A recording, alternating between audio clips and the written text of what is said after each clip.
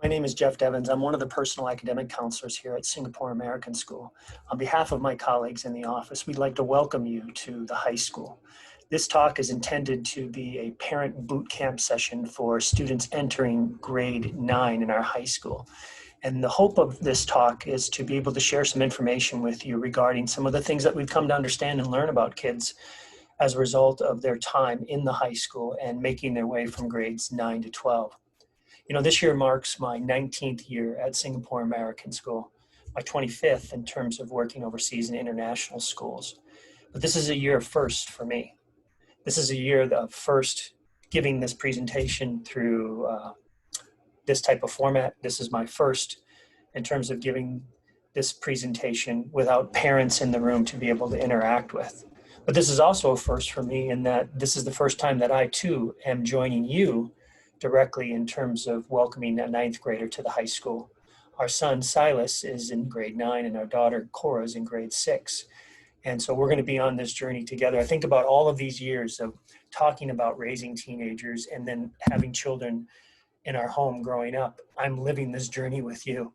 So as I share some of these thoughts with you today, please keep in mind that we're on this journey together. We're all trying to figure this out as we raise our kids, and we're trying to deal with some of these rapid changes that are happening around technology and learning. With that said, what I would like to do is take some time to talk with you about some of these concepts, but I want to do it in a way that's not 3 hours long. In fact, that's how long the Parent Bootcamp session is intended to be, but it's, I think, an engaging and interactive time when we have that amount of time together face to face for you to be with other parents, to hear the stories, to kind of feel the energy and the vibe in the room as we talk about raising teenagers. Again, we don't have that opportunity, but that being said, I do hope that you will find this to be a fruitful experience for you to review with your partner, or if you're a single parent, to be able to take these matters to heart and think them through a little bit more about what you want to do as a parent or parents. The first portion of this talk is going to be broken down into talking about teenagers in terms of the importance of structure and stability in their life. And primarily that happens as a result of what parents are doing or what a parent is doing. You know, growing up in a single parent home with 4 other siblings, it was a tough go for my mom to be able to be consistent and to discipline consistently in terms of what was happening in all of our different developments and growth. And sometimes it takes a community to help be able to be that support. About 5 years ago at SAS, we decided we needed to make a shift in how we do our counseling practices here. And it led to the formation of this personal academic counseling office, because we recognized that schools can no longer be a place where we're only focusing on the academic sorts of learning. Now, historically, schools have focused on a bit of both, maybe one to the detriment of the other, or maybe one in lieu of the other, but kind of secondarily, people learned about some of those more important life skills that weren't measured on a test. But we want to be more intentional about that. We want to help you help your children become those healthy, confident, independent young people when they walk across that stage 4 years from now, shake Principal Lee's hand, have a diploma put in their hand, walk off stage, and then move into that next phase of life.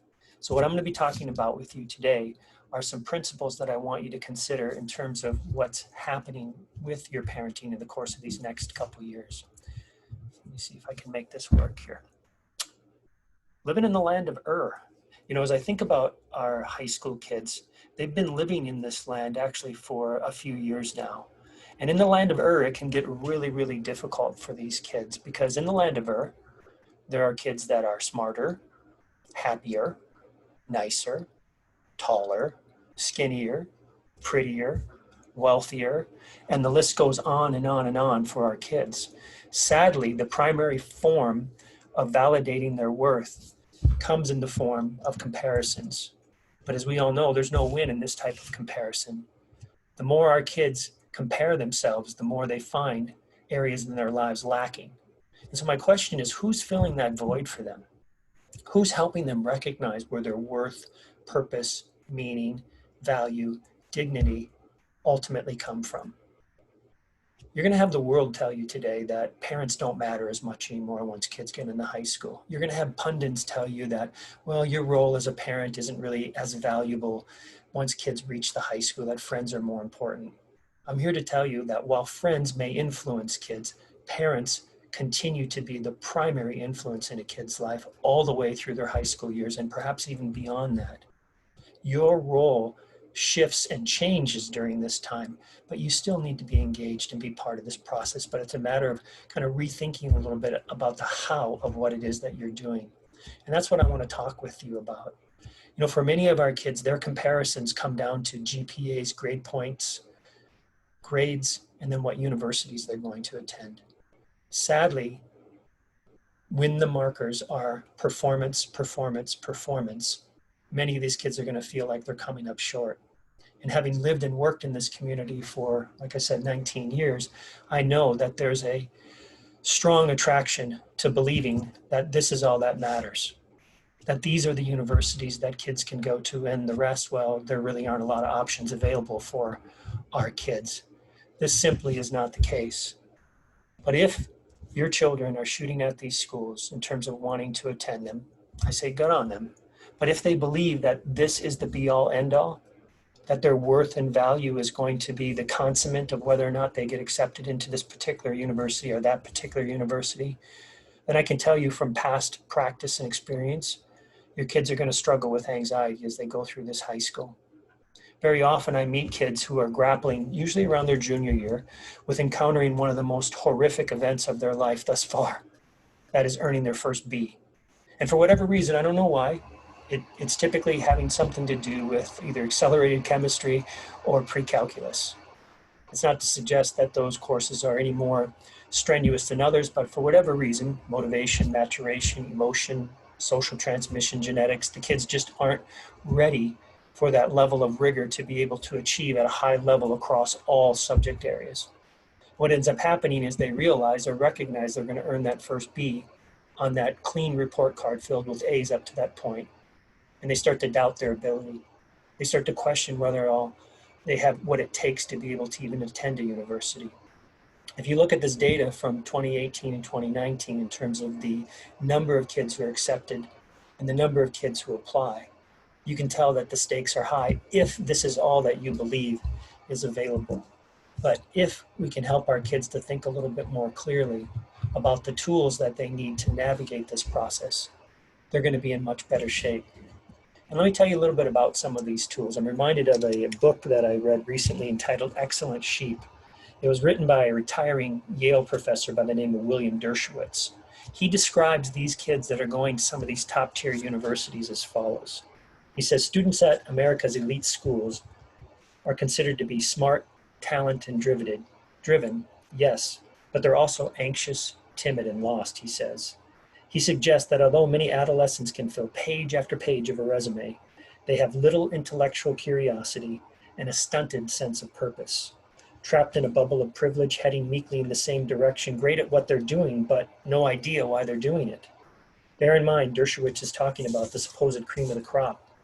These undergraduates at Harvard, Yale, etc. So my question to you is, what are the tools that your teen needs in order to be able to navigate adolescence? What are the skills that they need to acquire in the course of these next 4 years? In many ways, you're going to be that compass for your kids. You're going to be the one that helps them understand what the boundaries are for their behaviors. You're going to be the ones who help them understand what the expectations are as far as what you're looking for by way of progress as they go through their schooling years. And so I want to unpack some of this with you to get you thinking a little bit more about how you want to address this. I'm reminded of a story that was written by Mark Gregston entitled The Role of Parents. Many of you are going to be playing these roles as parents, and it's important that you recognize the different hats that you wear, acknowledge those hats, but then take on the responsibility of wearing those hats. He says, Mark Gregston, drill sergeants aren't the most loved people in the world, but they're the people you want next to you when your life is on the line. A coach is not always a friendly person, but teens are sure appreciative when a good coach helps them capture a win. A counselor who shares some hard things with your teen isn't very appreciated until the teen realizes down the road that there was some wisdom in what that idiot said. A judge isn't very appreciated until the one being judged gets to the other side of their sentence. A true friend often gets his feelings hurt when he has some pretty truthful things to say to your teen, but they're wounds of faithfulness. Good parents of adolescents perform all the above roles. The parents who exhibit these traits have pushed, pulled, counseled, administrated justice, and told the truth in love. As I think about our role as parents, and I think about the responsibilities that we have as parents, many of us are going to be wearing these hats. Just the other day with our son, Mom and I, as many of you will be doing, were arguing with him or having a discussion about how much time he should be able to have on his computer on the weekend for gaming.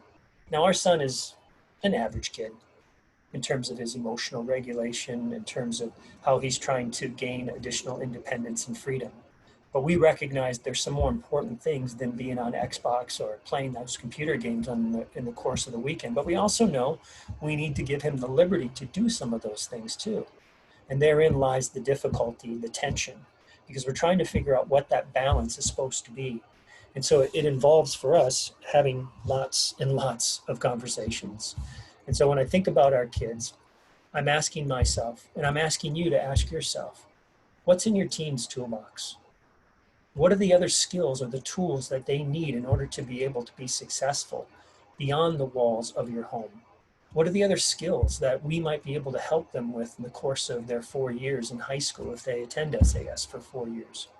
What are those things that they're going to need so that they don't live in your basement when they're 20 years old and are able to move out successfully on their own? When I think about these skills, I think about a whole host of things that have no metric associated with them. And you might be wondering, well, why in the world do we even have a advisory program? There's no grade attached to it. It seems like kids can come and go if they wanted to. It's not true, by the way. It's a requirement. But it's a requirement because we are intentional about creating community and helping these kids develop lifelong skills that are going to prepare them beyond the textbooks or in addition to the textbooks. We actually don't believe that by having an advisory program, we're doing it at the expense of academic learning. We actually believe they kind of go hand in glove. And as I think about my kids this year that I've had the privilege of being with for the last 3 years, they're now seniors, watching them grow from freshmen to seniors, going through different life activities together, it's been a blessing. I have grown as a professional, and I trust that they've grown as well. I certainly know that beyond just their physical growth and intellectual growth, there's been social and emotional growth as well. And I think that you will see that in the course of these 4 years with your kids. But my question is, what are the tools that your kids have in their toolbox to be able to handle the world? What is it that you're aiming at? Sometimes, candidly, as parents, I have to acknowledge that I too don't fall back on principles. Sometimes my tendency is to say things that I heard from my mom as a child growing up, and maybe these are the things that you heard from your parents that you say to your kids as well. I thought I didn't want to be my dad, so I wrote down all the most famous parental sayings, everything that's really famous, that parents say over and over again, and I wrote them down and I memorized them so that I could just say them to my children. And every day I get Austin and Adam in front of me and I say all 50 of them, then let them go to their room and choose the one they think's most appropriate for the time. Let me try this. I think I can do this for you. There's all 50 of the most famous parental sayings.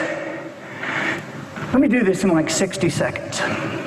You better change your tune pretty quick or you're out of here. I mean it. Is that understood? Don't shake your head at me. I can't hear your head rattle. Don't mumble. You act as if the world owes you living. You got a chip on your shoulder. You're not going anywhere looking like that. You're crazy if you think you are. If you think you are, just try me. I don't know what's wrong with you. I never saw a kid like you. Other kids don't pull stuff like that. I wasn't like that. What kind of example do you think you are for your brothers and sisters? Sit up straight. Don't slouch. Would you like a spanking? If you'd like a spanking, just tell me now. We'll get this thing over with. You're cruising for a bruising. I'm your father. As long as you live in my house, you'll do as I say do. You think the rules don't apply to you? I'm here to tell you that they do. Are you blind? Watch what you're doing. You walk around here like you're in a daze. Something better change and change fast. You're driving your mother to an early grave. This is a family vacation. You're going to have fun whether you like it or not. Take some responsibility. Pull your own weight. Don't expect other people to pick up after you, and don't ask me for money. What do you think I'm made out of money? Think of a tree that grows money? You better wake up, and I don't mean maybe. Do you act like this when you're away from us? We're giving you everything we possibly could. Food on the table, a roof over your head. Things you never had when we were your age. You treat us like we don't exist. That's no excuse. If he jumped off a cliff, would you jump off a cliff too? You're grounded. I'm not going to put up with this for another minute. You're crazy if you think I am. If you think I am, just try me. Don't look at me that way. Look at me when I'm talking to you. Don't make me say this again. Sometimes that's the way it is as parents, right? We just shorten ourselves. We get to a point where it's like, I just can't deal with this. I can't process it anymore. Just do what it is I tell you to do. Don't talk back to me. And away you go. Candidly, sometimes that's all we have at the end of the day. Sometimes in our jobs, we give the best to our work and we take what little we have left over back home. And this can be a tough go in an international community. You are brought over here primarily because your working skills and abilities. And quite often, in most cases, about 80 to 90% in my experience, it's the dad who's brought over here as the primary worker, in that they're going to be working for a particular international company. Interestingly enough, those stats are changing though. In the last 7 or 8 years, I've started to see that shift a little bit. But regardless, one of you is brought over here, or two of you, for the skills that you possess. What ends up happening is the companies that you work for often involve a lot of travel responsibilities or long working hours. And in the process of that happening, it's easy and unfortunate that sometimes families start to lose the rhythm of what it is that they're trying to accomplish with their kids. And that is a really difficult process, trying to know how to balance pieces and put them together. But I want to try to reassure you, as we think about our teenagers, please know that this isn't some unique craze stage. It's actually something that's been around for a while. Who said the following? The children now love luxury. They have bad manners, contempt for authority. They show disrespect for elders and love chatter. They contradict their parents and tyrannize their teachers. Any guesses?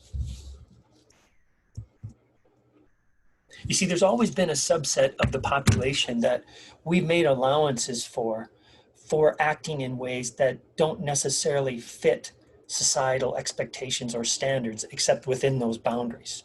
And we call those boundaries adolescence. Now, what's been interesting in the last 8 to 10 years is as we continue to understand biological, neurological development, we recognize things like the frontal lobe hasn't fully developed or doesn't fully develop until the mid-20s for many of our young people. And as a result of that, they sometimes, often, don't make such great decisions. When we think about those frontal lobes, we think about executive skills. We think about planning, we think about time management, we think about emotional regulation, we think about being able to stick to task. These are the very things that developmentally take time. These are the very skills that kids are going to need parental help with. In fact, when your kids come to the high school, believe it or not, our focus isn't on their academic grades. Our focus is on their academic progress. What we're trying to do is help them better understand the strategies that they're using to learn. And focusing on those strategies become the central topic of discussion as we work with kids, as opposed to why isn't your grade higher?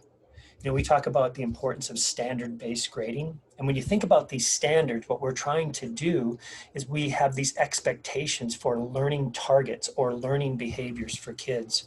And what we're trying to do is help those kids reach those learning targets or reach those learning behaviors. Sometimes we get it wrong. Sometimes you get it wrong. And I need you to know this as parents. Stop being hard on yourself. Stop thinking somehow that you failed your kids or that you've messed up so much that there's no way to pull things forward. That's not the case. Sadly, what does happen though is when we make mistakes, we know we've made them, our kids know we've made them, but we try to cover it up. Instead of acknowledging, hey, I'm going through this for the first time. I'm going to make some mistakes. I'm going to get this wrong. What we're doing with our kids is we're trying to help them understand how to reconcile relationships. We're showing them how to apologize. We're modeling how we try to restore relationship. You see, when you apologize to a kid for a wrong that you know you've committed and they know they've committed, you're not telling them anything they don't already know, but you're teaching them those really, really important skills. So I want to encourage you to not be so hard on yourself. I want to encourage you to start thinking a little bit differently about this process. And I want to encourage you to give yourself a break. You ever done something for the first time, second time, or third time? You're going to make mistakes. Hey, just as a side, this is the second time I'm making this video this morning. The first time I did it, for some reason my screen froze, but my recorder kept going. So here I am sitting again, doing this again. It happens. It's the process of learning so that these things hopefully happen less and less in the future. So I got a question for you as we jump into this. What are you aiming at? If you were at this talk right now, I'd have a dartboard in H301 over there, and I'd grab those 3 or 4 darts and I'd start chucking them at the dartboard. Boy, am I sure hoping I hit that bullseye. but I've yet to do it. In all of these years that I've given this talk, standing 2 or 3 meters away from this dartboard, I just can't seem to hit that bullseye. But you know what I do hit? I hit the target. Do you hit the target? What are you aiming at? Is these 4 years just about survival, or do you have plans? Are you thinking through a little bit about what skills, ideas, concepts you want to have happen for your kids in the course of these next 4 years? And then working back from that, how are you planning to make that happen? Schools don't run that way. So for example, here at SAS, we have what we call our DSLOs, our desired student learning outcomes. And with these desired student learning outcomes, we actually are focusing on really key concepts at each grade level and unpacking them at an age appropriate level so that our kids can come to own them, understand them, embody them, model them, share them. These DSLOs are things like character, communication, collaboration, creativity, innovation, critical thinking, cultural competence, core knowledge. Man, that's a mouthful. But our goal is to hit that dartboard. And we know on some of these things, we're maybe just going to hit the target. We know on some of these things, we're going to be really, really intentional about trying to throw that dart in the same place over and over and over and over again. So a few weeks ago, we had a teacher in-service day followed by an afternoon sharing with kids on something that we're really concerned about. For those of you that are Americans, or those of you watching the news that's what's happening in North America, you know that there are a series of unfortunate events that are happening around racial issues. But what we've tried to do, what we're trying to be intentional about, is help our kids in a community that's incredibly diverse, is to understand what it means to be a person that's culturally competent. As we unpack this, we're looking at things like care, compassion, being able to tolerate differences. By the way, this isn't going to be on a test. There's no fill in the blank that's going to happen here, but this is going to happen through direct modeling, dialogue, discussion, and upholding these values that we believe are true in an international school. SAS has well over 50 different passport nationalities in this school alone. You can bet there are cultural differences. And by the way, some of those cultural differences matter, like they're principal issues. There are things in the course of your child's high school years where you're going to run up against that become principal issues for you to the point where it's like, I don't want to compromise in some of these areas. How are you going to address those with your children? How are you going to help them come to understand what those things are? My question is, what are you aiming at? What is it that you would like your children to be able to accomplish, do, believe, achieve in a myriad of different areas in the course of the next 4 years? What I would do at this point if we were together is I'd say, I want you to take 5 minutes to sit down with a piece of paper and write your thoughts out. And if you're with your partner, write them out separately. And then take a little bit of time to turn to your partner and share what those things are. That is, what are those most important things around character? What are those most important things around resilience that you would want your kid to come to know in the course of these next 4 years? It's this idea of intentionality and putting things in focus. In fact, this is a time in life where we're actually starting to shift our focus as parents. As I said earlier, your role must remain involved in your kids' lives. Please do not defer this to teachers. Please do not refer this to schools. You still have a significant role to play in what's happening with your kids in terms of being engaged with them. But the way we play that role begins shifting. So in the earlier years, let's say prior to middle school, our focus was more on directing and providing for them. This is who you can hang out with. You have this play date. You eat this food. You provide those things for them and you tell them what to do. But as they start to get a little bit older, that is, they move through the middle school years and certainly into the high school years, we shift our focus from directing and providing to that of listening and guiding. But there's an assumption here. The assumption is we've taken the time over the years to be intentional about fostering and building relationships around those things that we value. We've helped our kids come to understand what we mean by be a person of character. Look out for people who are in situations that they might be taken advantage of. Stand up for rights. Be a person of integrity. Keep your word. These sorts of things now are embodied and put into practice based on the choices that they're going to be making in the course of these next 4 or 5 years if they're coming from middle school into high school. and beyond, by the way. So as we shift our focus, it doesn't mean that we're not intentional. It just means that we're making a different focus. By the way, this is an actual picture of kids' parents who are heading off to university. These kids aren't ready to launch, and their parents aren't ready to have them launch. And so, as part of the orientation programs at some universities, parents are being invited to stay on campus, near campus, and they have a unwinding of their parenting role in the course of a week while their kids make the adjustment to university. Now, I know this might be a funny picture in some ways, but I also want to acknowledge there certainly are cultural differences.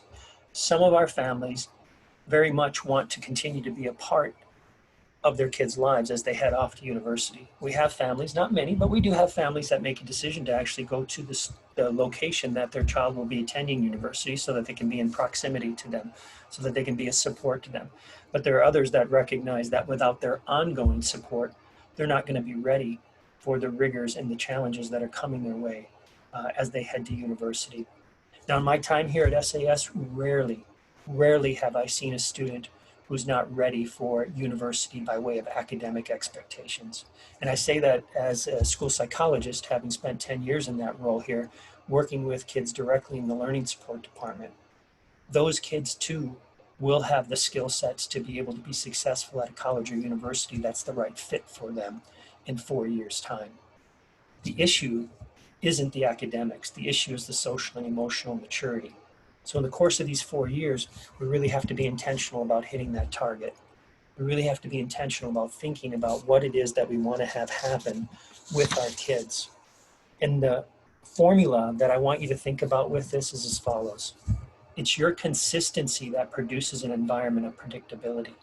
And it's ultimately predictability that leads to stability. Let me explain what I mean by this. When my daughter was really young, she used to attend the ELC, the Early Learning Center here, the Early Childhood Center. And into that classroom, she would go with 10, 12, 15 other kids and one teacher and a teacher's aide. And she would attend class half the day, the whole day, 3/4 of the day. And as I walked into that room, I was amazed that the teacher had control over that classroom with that many kids. What I found is that she was able to do that because she kept things simple, she kept things consistent, and as a result of that, there was stability. There were only 3 rules in that class at that time: be kind, be safe, do your job. Think about that for a 4-year-old. Be kind, be safe, do your job.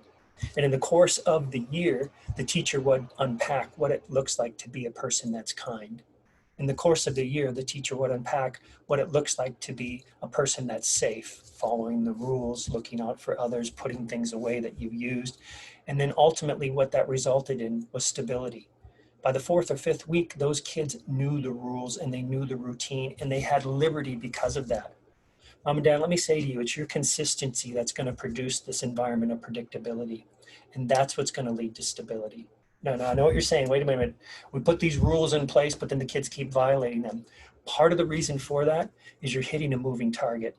Your kids are not static, they're dynamic.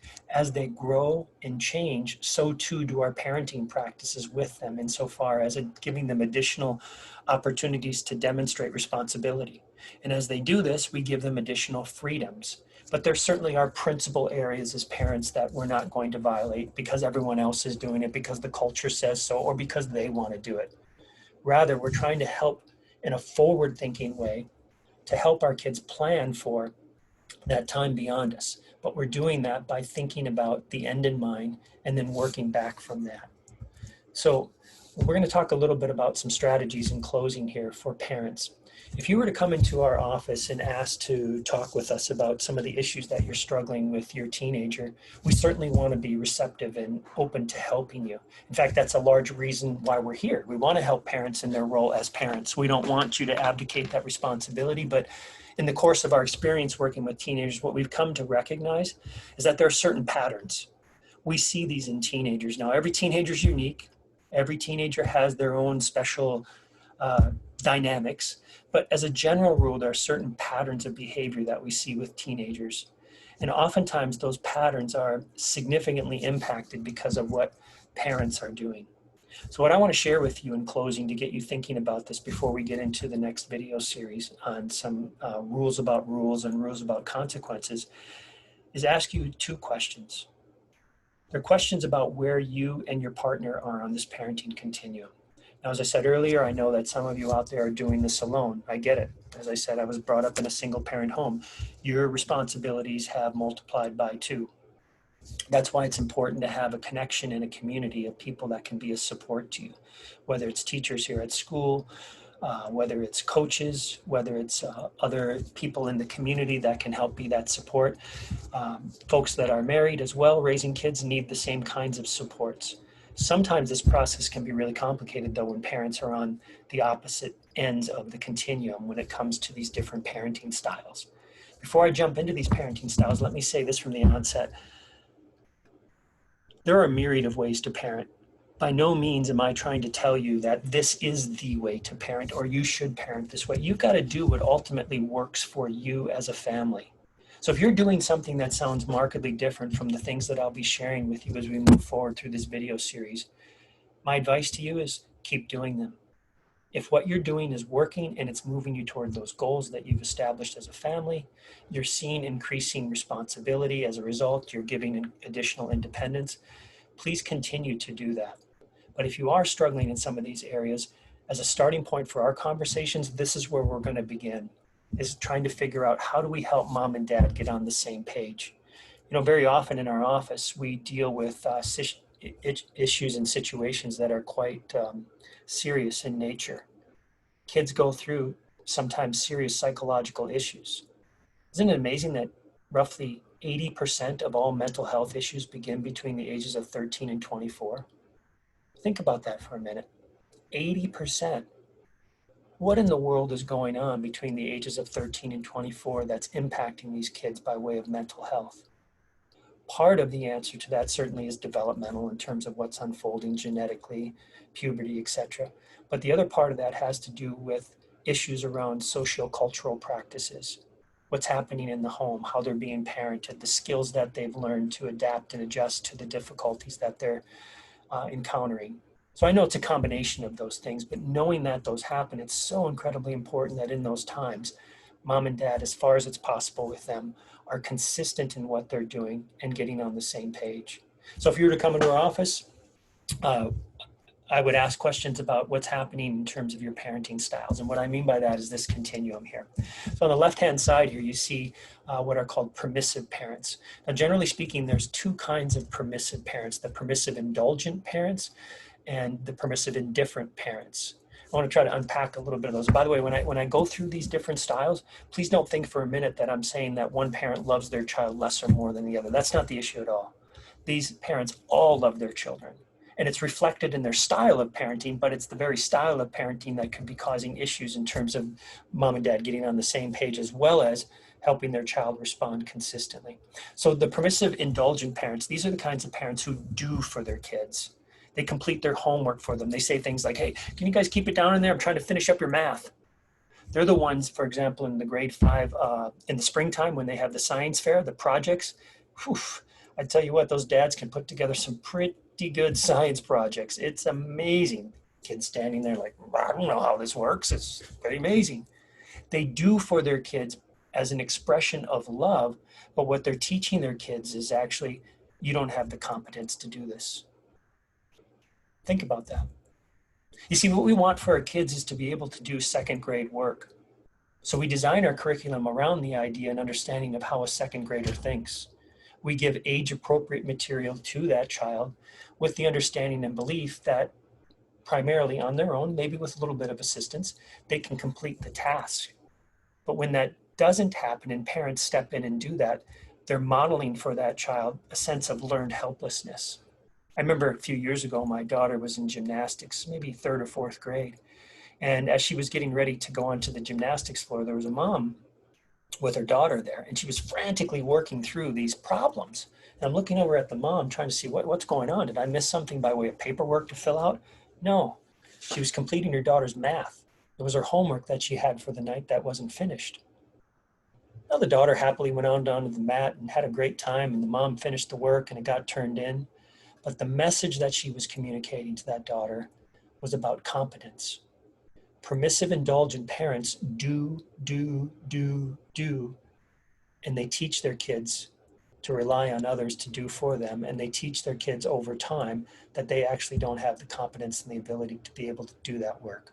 So last night at the open house for our daughter, sorry, I'm going to take a drink here,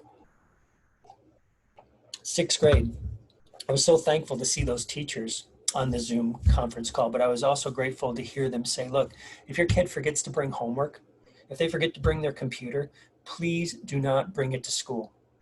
Let them have to work through the pain of not having that computer, of not having that homework completed. It's a low-hanging fruit. Mom and Dad, I'm going to let you in on a little secret here. Middle school grades don't count for high school transcripts. The grades that they earned in middle school are not coming with them to college or university, but the skills and the tools that they learn in middle school come with them into the high school. Far better to pick up those skills of responsibility, ownership, dealing with the hardship of not being organized, managing your time well, than to compensate for that. So these permissive, indulgent parents do a lot of providing. The permissive, indifferent parents, they provide for their kids, except they're not there. We have a cohort of parents over the years who spend a great deal of time away from their children. And it's because of their work expectations and responsibilities. Now, this isn't about guilt. It's a reality that international families often have to face. And sadly, sometimes for you first-time international families, you didn't realize the cost of what this would take. You didn't realize the payment of how much time would be away, but you unfortunately will if you don't corral that time as a family and figure out what those healthy boundaries are going to be. But these permissive, indifferent parents, they provide for their kids. They make sure that they have their uniforms, their clothes, computers, nice place to live, but they're just not there to be able to provide and support for them. And as a result of that, these kids are often left to rely on others to be able to provide that support.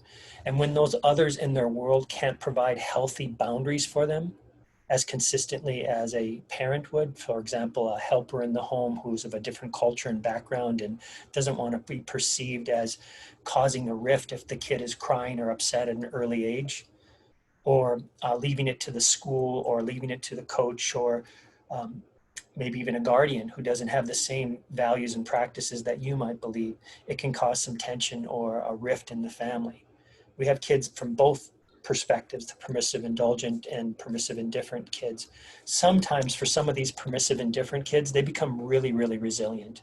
I remember a boy we had here a couple of years ago who was unfortunately living on his own, and we didn't find out about it until later on in the spring. He had spent a good deal of time on his own and was resilient and was doing a lot of the things that we hoped kids would do with family support until he started running into difficulties, not getting to school on time, not having the support and structure that we hoped he would have. So we had to work out some different things to get him some support, including getting with his parents. On the other end of the continuum are the authoritarian parents. These are the kinds of parents who don't allow for a lot of give and take with their kids. They say things like, my way or the express way. If I want your opinion, I'll tell you. These are the classes you're going to take for next year. They don't give their kids a lot of choice. They command, control, dictate what's going to happen to them. These are the kind of kids, by the way, who wear 2 different outfits to school on alternate dress day. The one you see and then the one they change into in the bathrooms. These are the kinds of kids who have 2 social media accounts, the ones that they allow you to be a part of, and then the ones that they set up for themselves. Good intentioned parents trying to control end up corralling, and that doesn't foster that healthy level of independence and responsibility that we want to see from kids. And as a result of that, it can be really problematic. I remember several years ago, there was a young lady that I worked with. She was a junior in the high school at the time. Her dad was a naval commander. He came into the office because he was really frustrated about the tension and the conflict at home. Here he commanded a ship with a few hundred sailors, and he would tell them to come and go and do and stay, and they would comply with everything that he had to say. But his 11th grade daughter, she would swear him up and down like a sailor, and he had no control over her. It's like, how do I do this? Well, what he was trying to do was command and control his daughter like he did sailors on a ship, without much care for cultivating the relationship, without thinking about how is what I'm doing now helping them to be independent in just a few short years.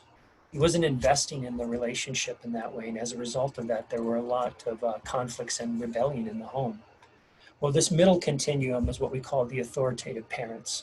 These are the parents who allow for that give and take, but they do it with the goal in mind of moving their child toward greater independence and responsibility.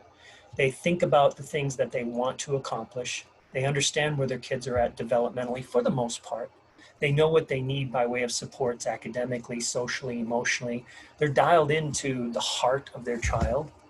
And what they do is they try to think about ways that they can, one, get on the same page, two, allow for some flex in some of the their child's requests that they might be making, but then principally they toe the line together when things get difficult. So my two questions are as follows. Where do you and your spouse fall in this continuum? You see, if we have parents who are on one end of the continuum and parents who are on the other end of the continuum, oftentimes we see kids that are struggling.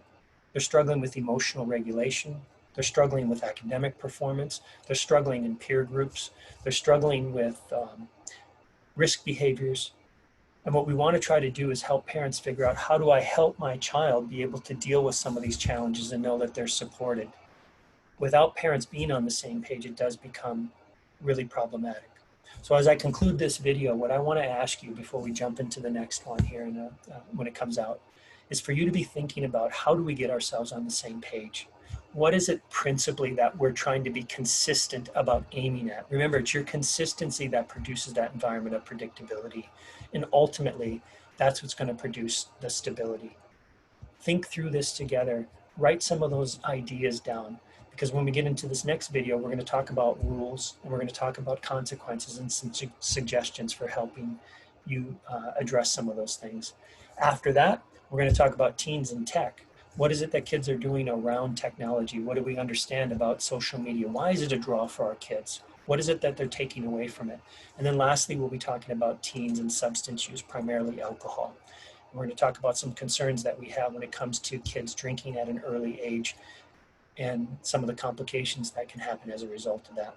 Well, if you've listened up to this point, thank you. I appreciate you taking the time to do that. I'm going to go ahead and press the stop share and stop screen, and look forward to sharing some more content with you in the coming days.